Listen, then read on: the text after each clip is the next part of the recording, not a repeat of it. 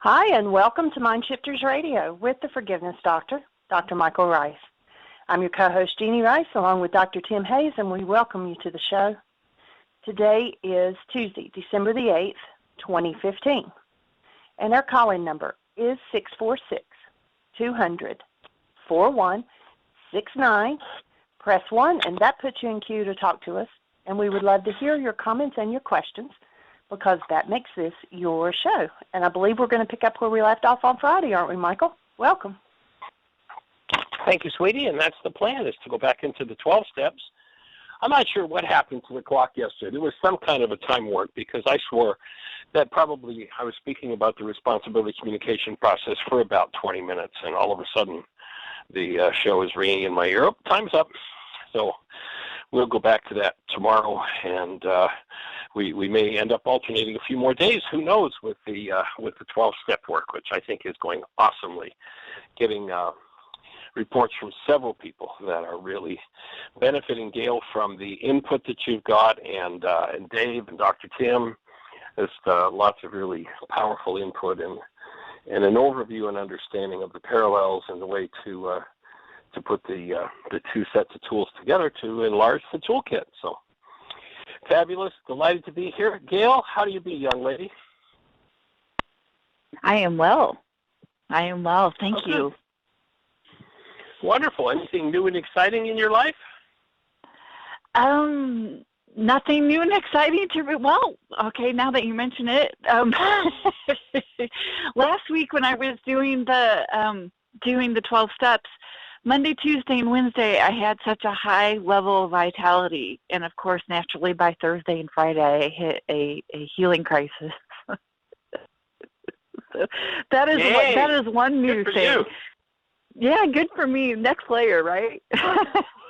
Well, that's what it's all about. And, you know, it's interesting. There's a new film out there that Jeanie and I went to see. That's how we're taking our intermissions from the intensity of what we're doing here between getting set up in the house and getting editing done. But we went to see, and I invite everyone who doesn't know what a healing crisis looks like or a healing process looks like to go and see the film, The Letters.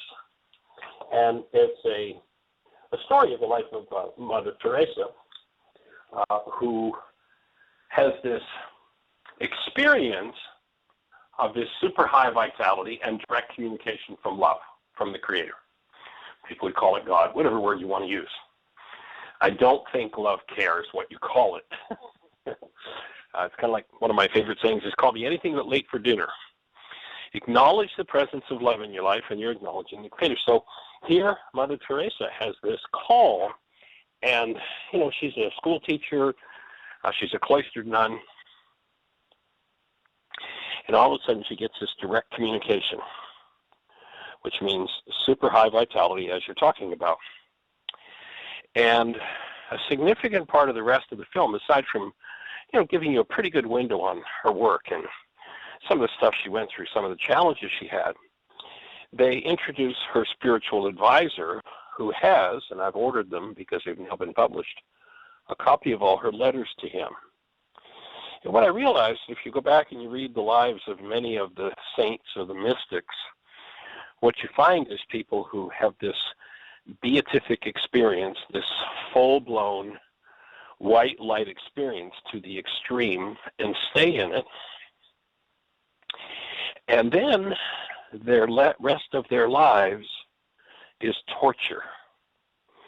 And they talk quite a bit in this film about Mother Teresa, who is doing this awesome, wonderful work based in love, and it's really powerful space of love that she holds for things that would turn most people's stomachs. And yet, in her letters to her spiritual advisor, she's describing this torture that she's going through. And of course, I've read about that sort of thing before with the mystics. And what clicked is, I got it. What happens is when you get to that really, truly full-blown light experience, which is just beyond comprehension. You know, if you took the most delightful, awesome, fun, exciting, sweet, wonderful experience you've ever had as a human, and then you multiplied it by the largest number you can imagine. You know, when you were kids, you played the game of 100 quadrillion, million, billion, zillion, quadrillion, billion. You know, if you multiplied it by that, you wouldn't touch what that experience is. So here, Mother Teresa has that experience, transforms her life, and then she goes into process. And because she doesn't have the tool of forgiveness, her healing crisis just goes on and on and on and on. Without the awareness of what the symptoms of healing look like, people stay in it forever. The mystics, these tortured lives, and what they're being tortured by is the content of their own carbon-based memory, their own generational patterns. That there's the vitality to start to move it, but because they don't know how to crack it open, they get stuck in it. And a lot of people have, rejected the mystical experience because I don't want to go into that kind of torture. And what's happening is they're stepping in with the opening and the opportunity to clean up 1,000 generations of insanity that's gone before them. The hate, the fear, the rage, the guilt, the quote-unquote demons that have plagued their generations. And it just was like a big opening for me to watch this and realize, that's what the mystics are describing as being tortured. They're in a major healing crisis, and because they don't know what drives their perception that is tortured, they don't know how to collapse it and go in and clean it up. An interesting view, and I was going to share that on the show at some point today, but you certainly created the opening when you talked about, along about day 4, you go into a major healing process.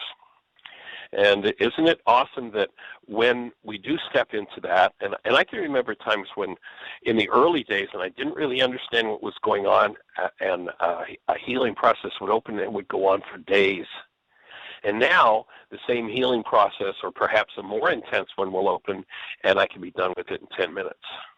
Because I know how to do it now. I have the tools. These people didn't have first century Aramaic forgiveness. And so these things just went on forever.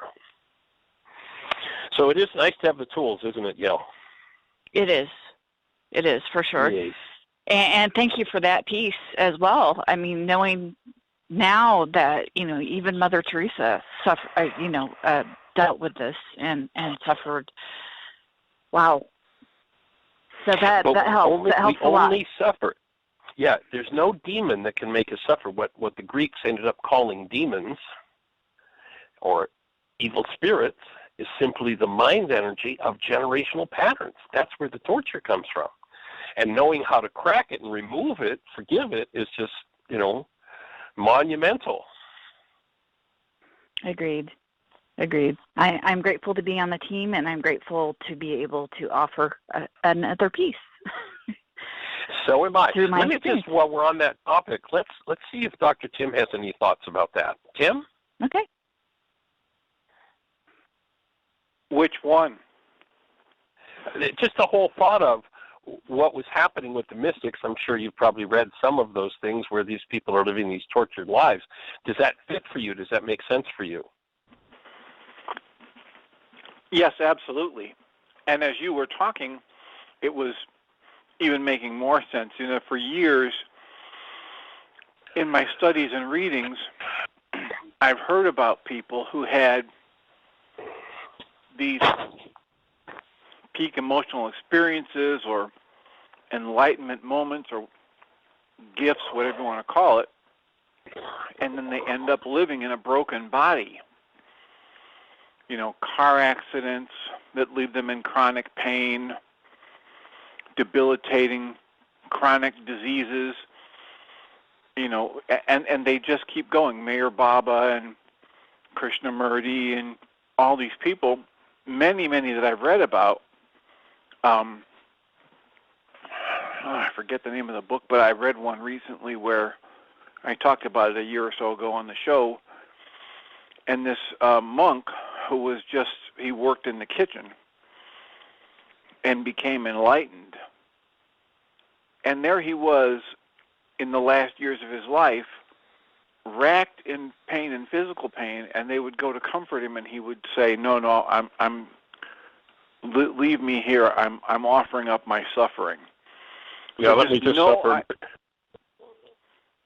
Well, I'm doing it for God or whatever. So, yeah. and with the understanding that I've been building over the last 20 years or so, breaking out of the mold of thinking. I mean, I was raised in a Catholic tradition that had you, every time you were going through some kind of pain, we were told, offer it up for the poor souls in purgatory. Literally. Stay there, suffer. You're kneeling on the floor because there aren't any padded kneelers left, so you're kneeling on the floor and your knees are hurting, and it's, 10, 15, 20 minutes into it, and there's pain shooting up your legs, and you're told just, suffer it and offer it up for the poor souls in purgatory. So as I was listening to you talk about it, the little light bulbs are going on saying, you know what, I'll bet that's more the case, that this is a situation where people were, a lot of spiritual traditions say you can't storm the gates because my physical body in this moment doesn't have the vitality that could actually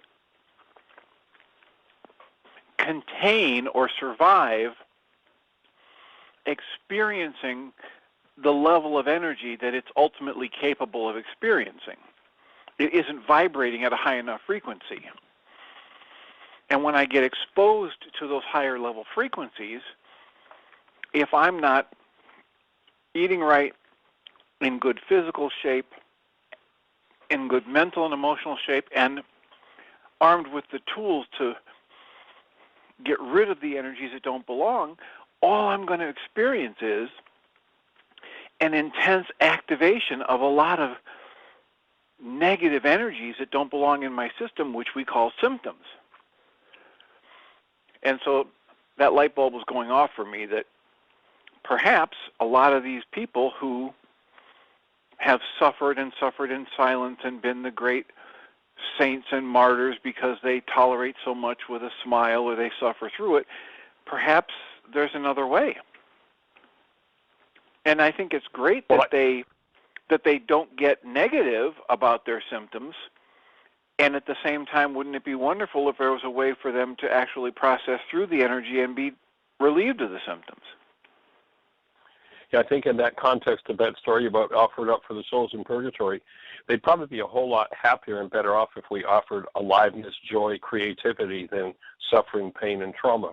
It's just like the whole root of the idea of sympathy is suffer with somebody as opposed to being the space and holding the space of love. And I think that was Brother Lawrence that you were talking about that experienced his enlightenment while washing dishes. And yeah, if we can't process what needs to be processed, it's going to express in the battleground of the body. It's going to express symptomatically. So probably Gail has the answer as to exactly how long, when somebody gets into the 12-step program, they have to do their work to be cured, to be finished with it. Was it a year, 2 years, Gail?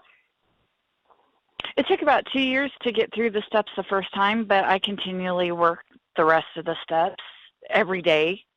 I work all the steps every day. You mean in that first 2 years you weren't finished? No, I was not finished after 2 years. I was not cured. I was not cured at all. Come on, you've seen my my personal code evaluation scores when I first met you. No, I was not finished. I'm just being a wise guy. And there are people who have knocked me when they say, "Well, you've been doing this for 45 years and you're not finished yet?" No, not finished yet. Well, there must be something wrong with this. No, it's called a process. And when you realize, and I forget exactly the number, but in 30 generations of your bloodline, if you sit down with a pen and paper, in 30 generations of your bloodline, there's over 1.7 billion people. 30 generations, 1.7 billion. One yourself, one generation back to 2 generations, 4, 8, 16, 32, 64, 128, 256, 512, 1,024. Doesn't take long to get up to 1 billion, and that's how many there are in 30 generations. And that's what we're talking about, inviting people in to clean up, because that genetic structure that they used to say was junk, the part of the genes that was junk, and originally they were saying over 90% of our genes are junk, the DNA is junk. It's not junk, it's the most exquisite database that ever existed. It carries every thought, every feeling, every reality from every generation.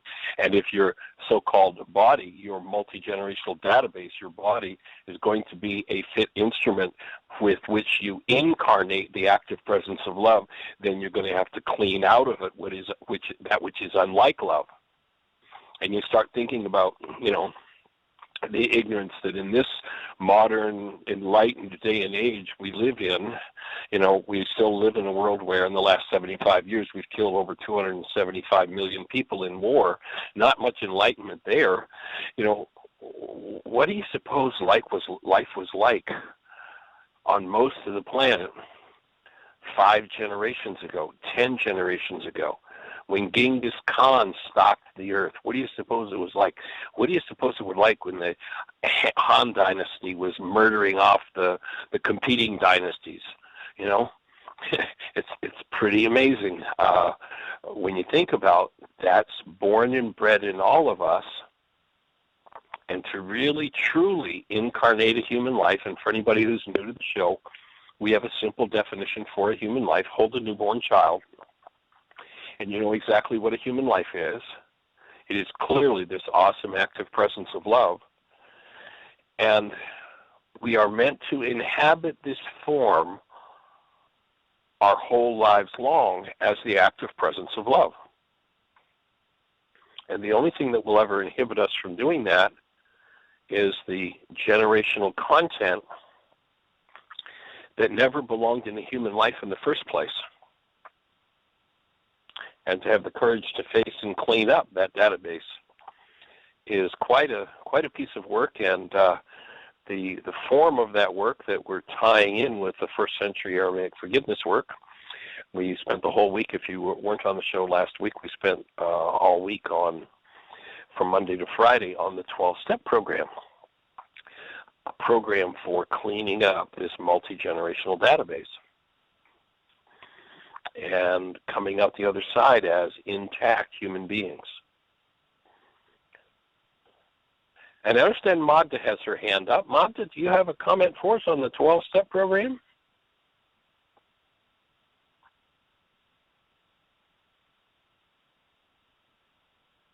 Is Magda there? Hi. Hey there, young lady. Welcome. Hi there. I called in because you had talked to me the other day about calling in on Tuesday. This is Tuesday, right? For the responsibility communication. Oh, actually, it was Monday that we did the responsibility communication, and we're carrying on with the. I did hear that. Yeah. Okay, then I misunderstood. I thought you said Tuesday. Okay. But anyway, we are going to pick it up again tomorrow. I ended up spending the whole hour yesterday. You have Gail there right now, right? Right. We're going to pick up the responsibility communication again tomorrow. We didn't get through it yesterday, but we had, announced last week that we'd do the responsibility communication yesterday and that we'd pick up the 12-step today. So if there's space tomorrow, it would be awesome to hear from you because we're going to be back on responsibility communication. Great, I'll do that. I do have one little comment to add to what you've been saying about being a martyr and putting up with the pain and offering it up and all of that. I was also brought up as a Catholic, so I understand those concepts. And I really love, and I want to pass on what my friend Sunny, you met Sunny, what she says is, let me do everything, learn all my lessons, whatever I need to do with joy and ease. And I'm going, yeah, that really is a great intention. So I just want to pass that on. And then I'll call back tomorrow, okay? Okay. Appreciate you. Blessings. Okay. Hi, Gail. Blessings, everybody. Bye-bye. So, Gail, I'm going to turn it back over to you, young lady. Go for it. What do you have in mind? Sir. Good to hear from you, Magda. Anyway, what do I have on my mind? I wanted to offer, as long as we're on this topic of talking about the pain of the spiritual awakening and not being able to have the tools to go through this pain-free, is Bill Wilson as well went through a lot of pain. He had a bright light spiritual experience, which enabled him to maintain sobriety or get sober, and he worked the rest of the tenets of the Oxford group that did not make him immune to working those tenets. And then he developed and then was a part of writing the book, Alcoholics Anonymous, and being a co-founder of this movement. He still suffered. And he talks quite a bit about his depression. And he finally, I think about 22 years of sobriety, he got to a place of, hey, I can work the steps on my depression as well. And so he started to do that and relieve himself of his depression.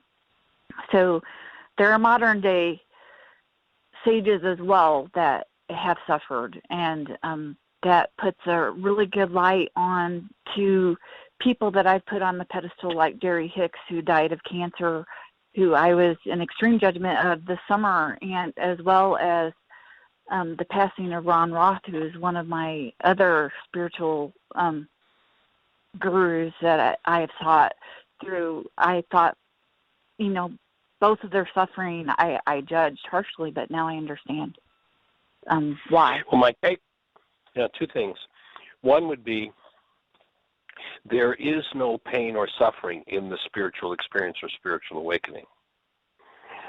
That's a misnomer. The spiritual awakening or the spiritual experience takes us to a level of vitality where we can't hide the suffering anymore. But it's not caused by or any inherent part of the suffering experience. Now, the non-being world has a rule that says no pain, no gain. My rule is no pain, no pain. And if there's pain there, then you're going to get to deal with it. And by being vitalized through the spiritual experience, you're going to have the vitality then to bring out of hiding that which you've been hiding from yourself. And my experience of working with any kind of addiction is that the addictive substances in the work that I've developed in the 12-step, in the codependence to interdependence workshop, we define addiction as the compulsive use of any person, place, substance, or activity to, one, not listen to or follow our higher guidance or the spiritual experience. That's one use for addictive substances. And the other one is to anesthetize pain. So the spiritual experience gives the vitality to start to access and dig out the garbage that never belonged.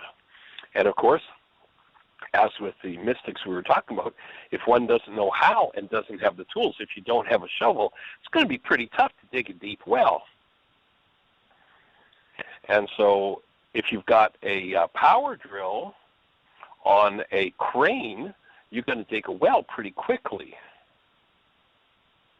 And the tools that, by and large, have been available have been pretty much, we don't really know what's going on here, but here, tell you what, why don't you just go ahead and suffer and give it to God? God is love, and God will really enjoy your suffering. It's like, come on, give me an intermission here. That's insane. But it was the best explanation they had. First century Aramaic forgiveness, what Yeshua came to offer people was a huge drilling rig to dig that well, to drop down into the dissociated parts of the mind, bring them forward in the presence of love, and process through them. You don't have to hang around in suffering for longer than you're unwilling to do your work. And the work is, and the suffering is caused by the content of carbon-based memory, not by God.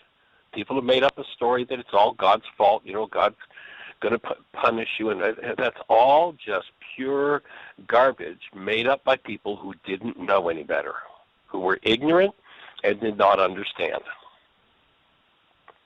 And so as we undo ignorance and come to understand, I have a tool, I can do something with this.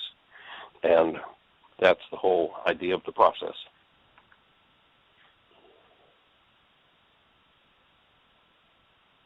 Understood, and thank you for clarifying and tweaking that for me. Cool.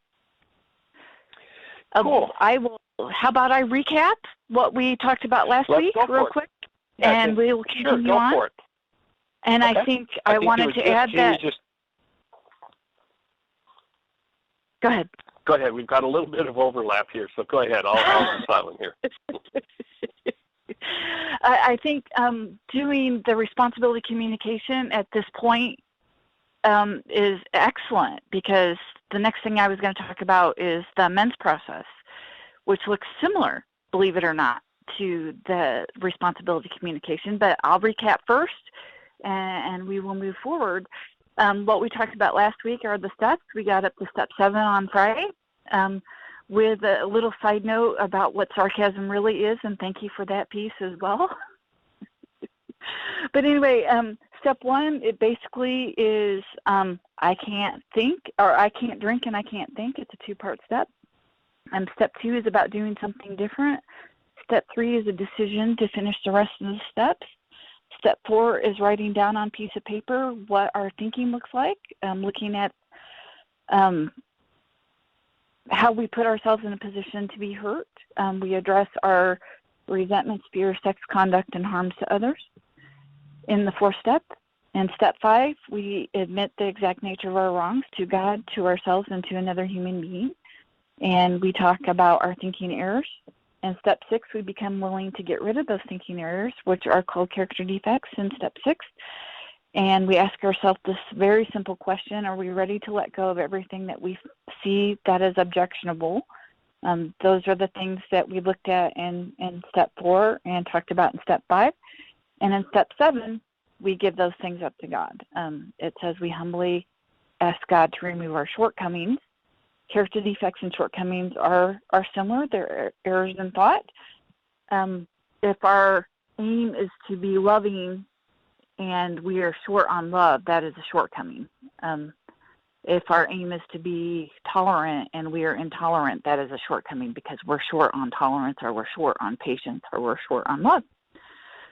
I wanted to also share our 7-step prayer that is in the Big Book of Alcoholics Anonymous. It's a suggested prayer. It's a very, and it's not prayer by the definition of to capture God. It is more of a request of God, and it goes like this. Our Creator, I offer my, no, I'm sorry, that's the wrong one. Our Creator, take me both good and bad. Take away from me every single defect of character that blocked me off from you and my fellows. Oh. And the rest of it is grant me strength to do your bidding.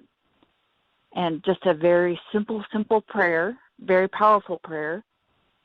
On some days, I don't know what character defects are blocking me off from God. And some days, a character defect can be a character asset. It just depends on how I use it. And so that prayer, I believe, is very perfect, because it's asking God to take me both good and bad, and to take away everything that blocks me off. So I wanted to offer that. And with that offering, did you have any comments at all before we move on to 8 and 9? Right on track. Right on Okay. track, and it ties right in with the step of 5B, where I ask Rika for support in opening the space to come back into conscious relationship with all dissociated content and clean it out. It's just exactly on track. Absolutely. Thank you for that. 8, or what I said on Friday, is that there's 2 coupling steps. There's 6 and 7. 6 is we become willing. 7 is we do. 8 and 9 are similarly matched up with that. With 8, we become willing, and 9 we do. And I love it when you talk about willingness being the cosmic grief. And also when you mention that in your book, Why Is This Happening to Me Again? I very much appreciated that discussion about willingness as well. So I wanted to add that. In step 8, what we do is we make a list of all people we have harmed and become willing to make amends to them all. That list of people that we have harmed comes out of our 4th step. Most likely all the people that I listed that I had resentments against, all the objects of fear, and also people that were on my sex conduct list and harms done to other lists will end up on my 8-step list. It's an ongoing list. Sometimes I take people off the list after I make amends. Sometimes I add people to the list as I continue to act out of selfishness, self-centered fear, or non-being mind, as you say. And so becoming willing to make amends to them all, for me, is to constantly pray for that willingness. And I have willingness to make amends to every person on my list except for one. And that person would be my stepfather. And in preparation for thinking about what I'm going to say about this step, I started to do worksheets on him. And because I'm getting to deeper and deeper realization that my resentment against him is harming me because I'm living with the chemistry in my own body. So that is a process in the making there. So any comments before I go to step 9? Oh, just nice catch on that one. To recognize that the original of it, it's in my own form, and that resentment is something I need to forgive, remove from myself. It's the key to the whole process. Does that mean that I have to approve of everything that anybody or everybody's ever done? No, not in the least. But it does mean that I am willing to remove literally my capacity for resentment, for anger, for hatred, for fear, so that I can stand in the space of love, maintain my human life, no matter what anybody else is doing. And then, of course, carry on with the work. Absolutely. Absolutely. Step 9 is made direct amends to such people, except when wherever possible would harm them or others. And this would be the case. One of the perfect examples would be to make amends to somebody that you cheated on, because that would harm them, and it would also harm the person that you cheated on them with. And it talks extensively. For instance, I had a really good friend that cheated on his wife and his brother by sleeping with his brother's wife. He's not going to go to his brother and say, "Hey, I slept with your wife, but I'm really sorry for doing that." And also that would have not only harmed his brother, it would have harmed his brother's wife as well. So that's one example. It talks extensively about making amends in the Big Book of Alcoholics Anonymous. It's about timing, and it also says wherever possible. And the wording there, opposed to whenever possible, saying wherever possible invites God into the process. It's about prudent timing. It's about inviting God into the process, not making amends out of ego or self-centered fear. And that's what I've done my whole life. I'm sorry. I'm sorry. I'm sorry. I'd like to apologize for doing this, but my behavior hasn't changed. And I believe that's why 8 and 9 are where 8 and 9 are, that we need to change before we start to pursue the process of amends, because I've apologized because I've had other things on my agenda to get something else out of somebody instead of being genuinely apologetic or wanting to make amends. And I also wanted to capitalize on the word amend instead of apology or saying I'm sorry. The word amend means to change the relationship, as an amendment to the Constitution changes the Constitution, or making an amend in a piece of clothing changes the clothing or strengthens the clothing. Making an amend in a relationship changes the relationship, and hopefully 99% of the time makes that relationship stronger. So I believe that there is a process between steps 1 through 8 that makes step 9 possible definitely with the invite of God into that process and using one's intuition in order to make those amends. So any comments before I go into the wording that I've learned in the amends process? No, go for it, please. Okay. What I was taught, and most recently, once again, this is a skill set, kind of like step 5 is a skill set, to listen to somebody else's 4th step and 5th step. Making amends is a process, and there were specific words that my current sponsor gave me. I did a sponsorship change 5 years ago, and went back through the steps with her, and she very much capitalized on the words, and which was a huge gift for me, because I'm one of those people that needs to be given the words and to make those words my own. And the main words to focus on is, when I make amends to people, is the admittance of wrong. I was wrong. I regret is the other word, instead of being I'm sorry or I apologize. Expressing regret. Instead of having guilt, shame, and remorse, there's a difference between guilt, shame, and remorse and regret. I regret that I behaved this way, or I regret the harm that I imposed upon you. And the next important idea to convey is, how can I make this right? The willingness to get right is very important.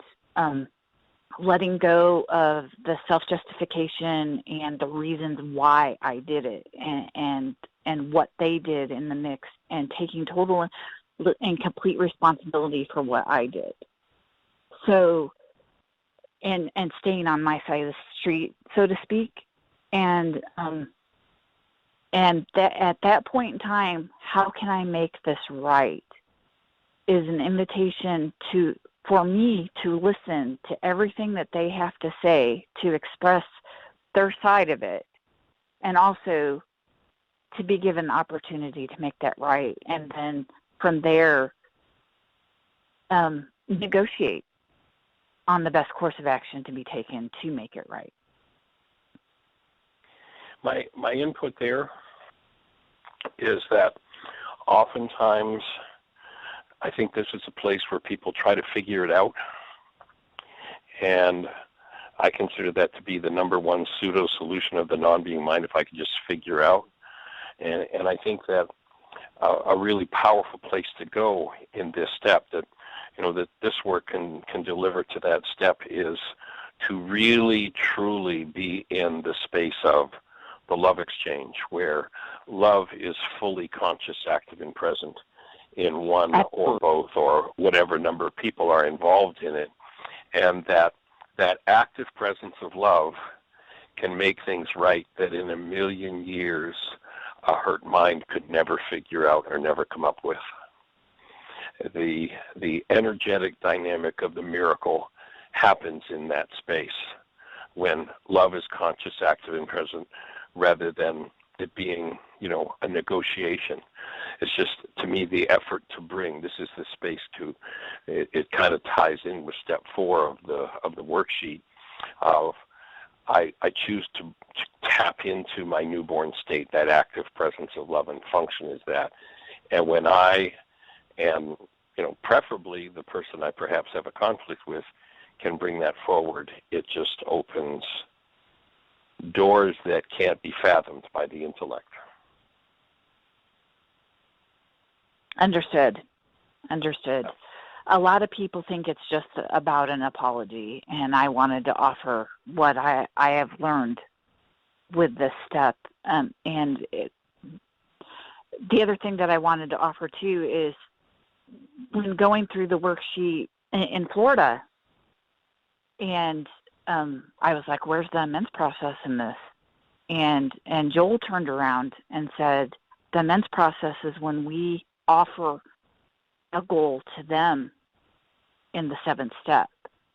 And absolutely right. And then when you did the responsibility communication process, And Sarah did it with, and I can't remember the name of the other girl that she did it with, and we went through that sheet. I saw the amends process throughout that sheet as well, and most definitely I have used that to add to the amends process when I've been in a position to be able to, or I should say, the honor and ability to opportunity to make amends to somebody else. That has definitely been something, it's been an added tool for sure. I think that both step 4 in the 7-step worksheet, where I choose to tap in, where I bring forward that active presence of love, is a big part of the amends process. And to me, the word amends there means healing as well. That there's going to be a reorganization of my energy system, which will then source things in a higher way, and literally a reorganization of the energy system of the person that I'm interacting with. And when that reorganization occurs, oftentimes the thing that was the big deal, I mean, one of the most common comments that I get when people get to step 6C in the worksheet, and they're looking at how do I see this situation I started out working with in step 1 now, and they're like, I can't believe that my mind actually believed that was such a big deal, because it's silly now. But you watch somebody going into the front end of the forgiveness process or the front end of an amends process, and they're ready to tear somebody's eyes out over this issue. It's so emotionally charged for them, but they have no idea that they're ready to tear somebody's eyes out because of the emotion in themselves. And when they go through the forgiveness process and remove that emotion, all of a sudden they look back at that exact same thing, and it's like, well, it was so silly to be upset about that. That's the healing process that to me is so powerful when I cancel my goal and I invite Ruka in to rearrange the energy system. That's where the real power and the healing occurs.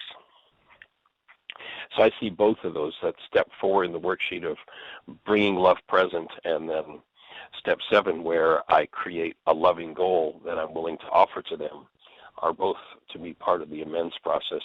And in between is the healing process that opens a space for both people. Agreed. Well said. Cool. Yep. All right. So, well, anything else on step 9?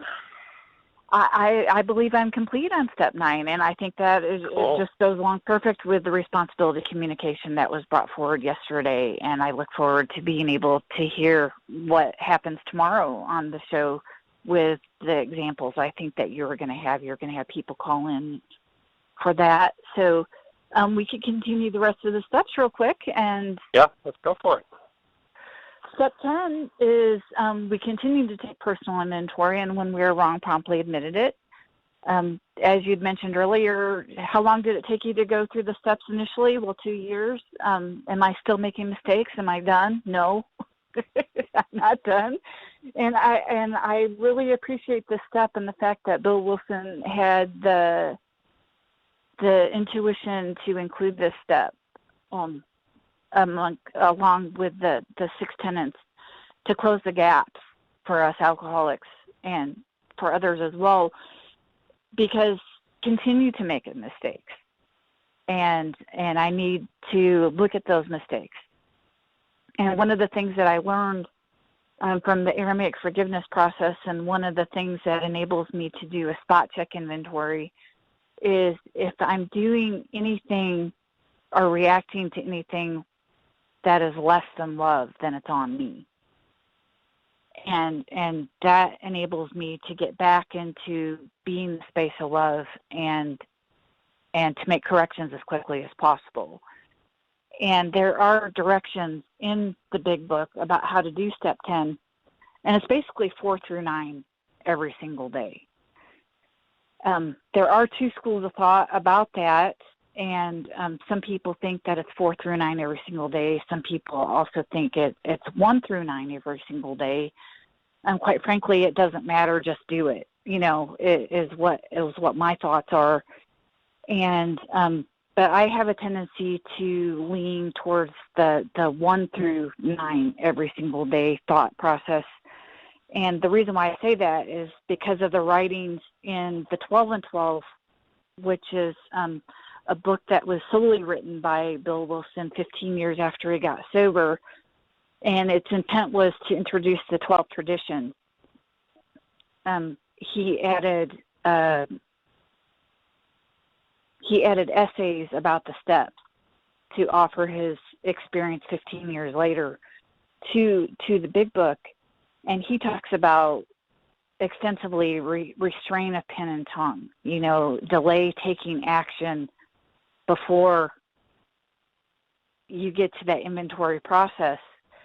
And for me, I need to take a step back before I react and realize that I am powerless over whatever is going on, that my life is unmanageable because my thinking is in error, and that I need to do something different in step 2, and I need to make a decision to go through with the rest of the steps, and then to inventory that and talk about it to somebody else if I did do something wrong. When I figure out what the exact nature of my wrongs was, when I do that spot check inventory or write something down on paper, and then to give those character defects up, and then to right whatever wrong that I did. So that is what step 10 is about. And then the 5th instruction that they give in the big book of Alcoholics Anonymous is about resolutely helping others.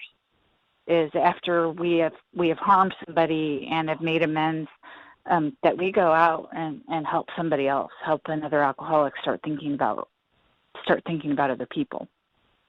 So that is step 10. Right.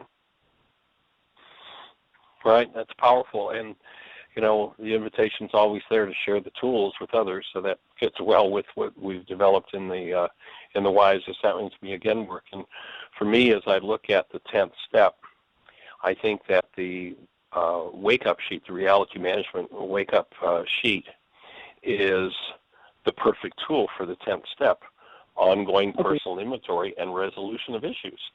So if somebody, when we get people started on the wake-up sheet, we usually suggest they do 5 a day for the first 40 days. And we've had people carry that tradition on in their lives for decades, that they do. It's just part of their lives. Just like they wash their face every day, they wash their minds every day. And they go through the process of forgiveness, 5 times a day, every day. And that's really going through the whole process and taking the inventory and then cleaning out whatever you find there. And as one undoes blocks to truth, new issues, new perspectives show up. And I notice there's a lot of focus on the word wrong there, and I like to help people to shift that focus a little bit to recognize that, the position that I'm in right now and what I did that seemed so wrong might actually be the thing that delivers me to healing. And so maybe it wasn't wrong, but it wasn't the highest and best choice at the moment. And to put it in the category of, for my true spiritual journey, living as an alive, awake, aware human being, perhaps this was a necessary step. There were certainly higher ways I could have done it, so maybe it was not right. But when I give it a categorical wrong, I can tend to lock myself into that pattern. And to me, the whole idea is to unlock myself from the patterns that don't support the expression of my true human life, of aliveness, of joy, of creativity, and of love in my life, compassion. So the letting go a little bit of the positive wrongs, and okay, so that wasn't the highest and best choice, so now I'm going to make a new choice, I'm going to clean that one up, I think opens a different quality of energetic space. Agreed. Cool.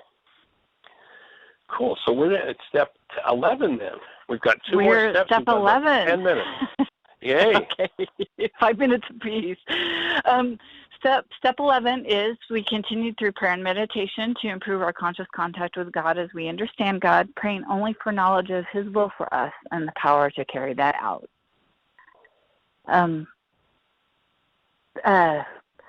Bill Wilson gives 3 suggestions, I believe, in Step 11 and when he wrote the Big Book, and that was to have contact with God at night in reviewing our day, and also have contact with God in the morning in order to ask for guidance for our day, and also in times of irritation or in question to stop, take a pause, and connect.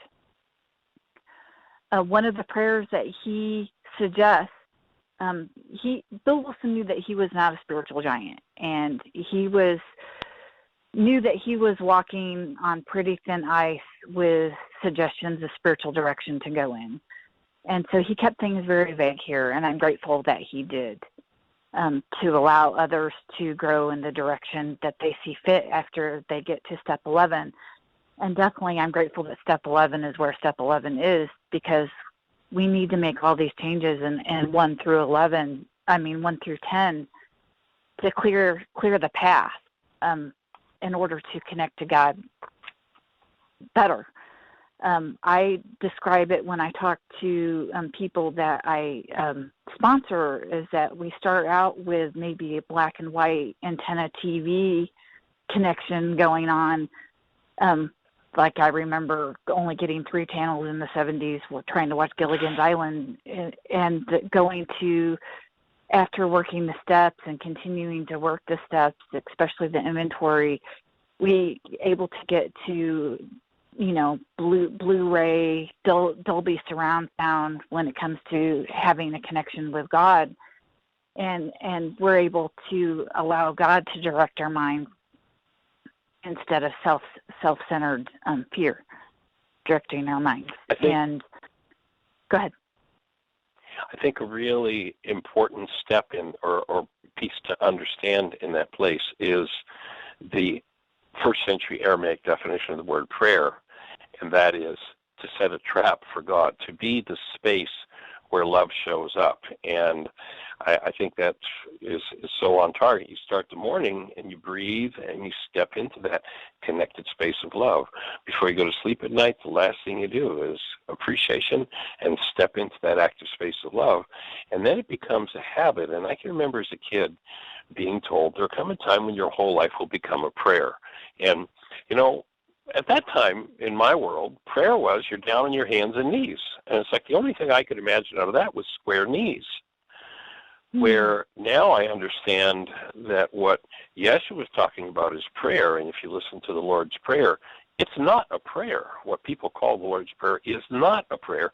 It's an instruction on how to become the space where active love shows up in the world. So to get to the point where we're in constant contact with that active presence of love, to me is the focus of the whole body of work in this step, to live there 24/7, 365 ultimately, and that it just becomes the energetic space that we're plugged into continuously, and then to recognize the only thing that will unplug us from that space is our own hostility or fear. And so if somebody comes along that activates our hostility and fear, oops, there's my next piece of work. Oh, thank you, friend, or what yesterday I might have called enemy, for showing me that. I didn't know I had that in me.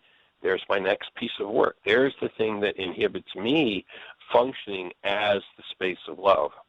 And it just opens a whole different doorway. Agreed, and thank you. One of the prayers, putting that in air quotes, that he suggests is the one by St. Francis of Assisi. Yes. Where I sow hatred, help me to sow love. And I can't quote the rest of it right now, but where there's injury, pardon. Yes.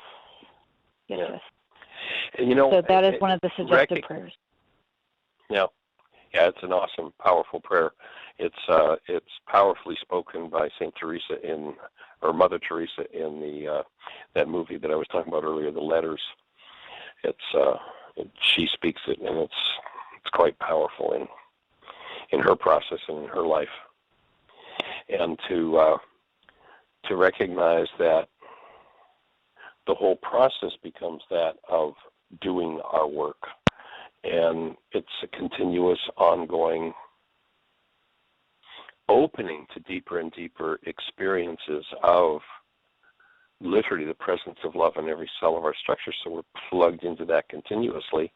And of course, once you do that, the 12 steps kind of natural. You're going to extend that to others.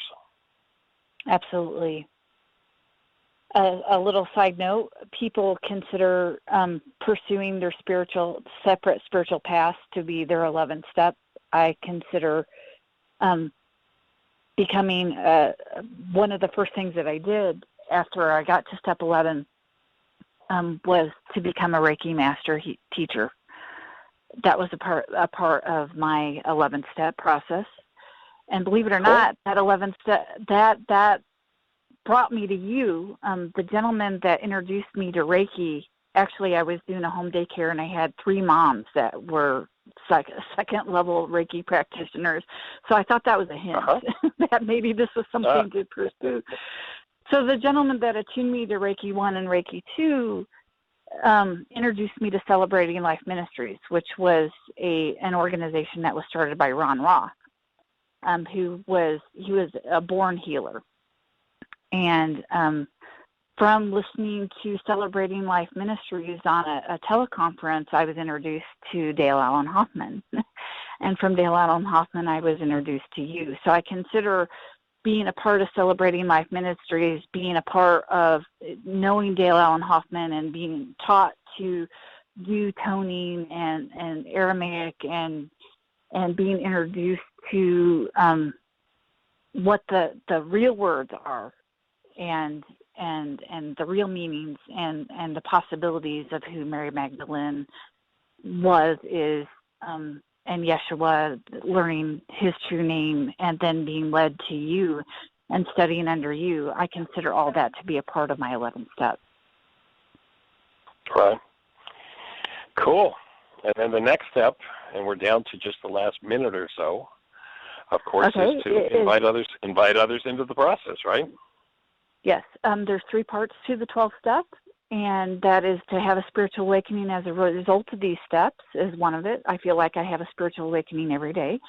The second part is to carry the message to others and to practice these principles in all of our affairs, to carry the message to others. And the AA terminology is to share experience, strength, and hope, to teach people how to work the steps, to be a tour guide through the AA literature and to introduce them to God. That is the message. And to practice these principles in all of our affairs is to work the steps in every area of our life. Awesome. I think I did that under 60 seconds. You did. And so we are down to just the last few seconds, and much appreciation. I'm grateful for this opportunity.